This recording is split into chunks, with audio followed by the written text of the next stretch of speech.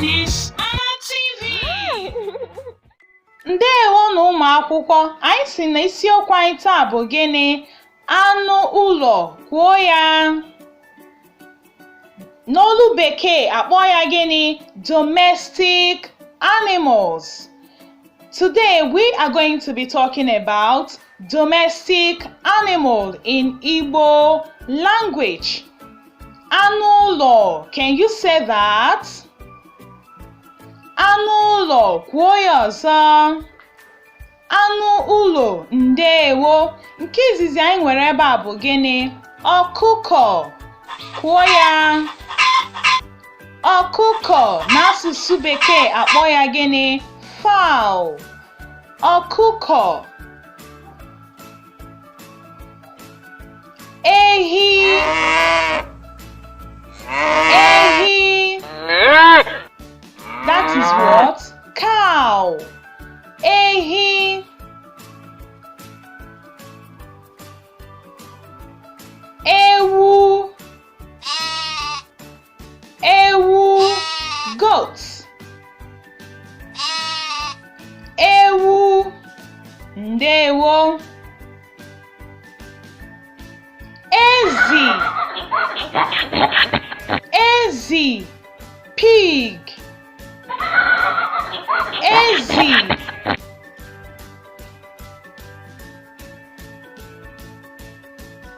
Atụrụ. Atụrụ.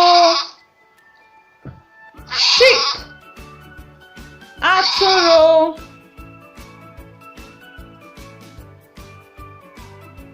Nkịta. Dog. Nkịta, kwuo ya ka m nụkwa. Nkịta, ndewo. Ka anyị na-aga n'iru. Ịnyịnya. Ịnyịnya. Horse. Ịnyịnya.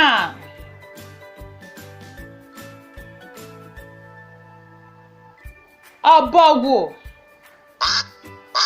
Ọbọgwụ. Duck. Ọbọgwụ.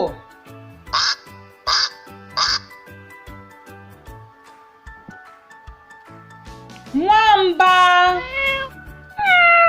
Nwamba. Cat. Nwamba. Ndewo. Ngwa ka m kwụrụ n'ụlọ aka.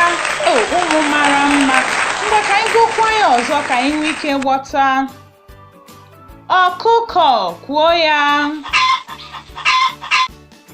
Ọkụkọ. Imeela.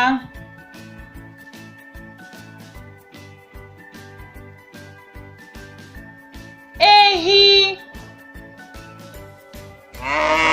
Ehi, ngwa kwuo ya. Ehi.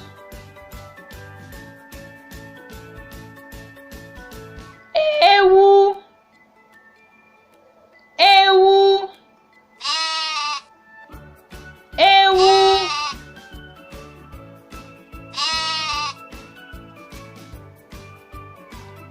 Ezi. Ezi. Ezi.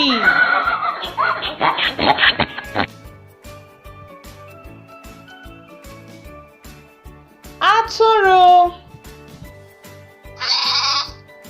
Atụrụ, ngwa kwuo ya.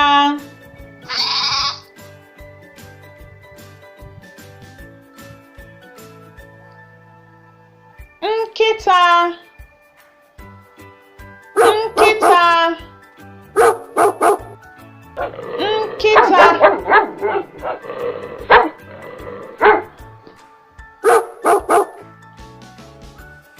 Ịnyịnya. Ịnyịnya, ngwa kwuonu ya.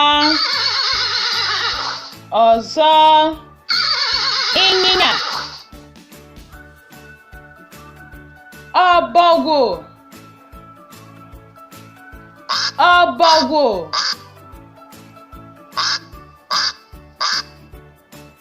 Ọbọgwụ.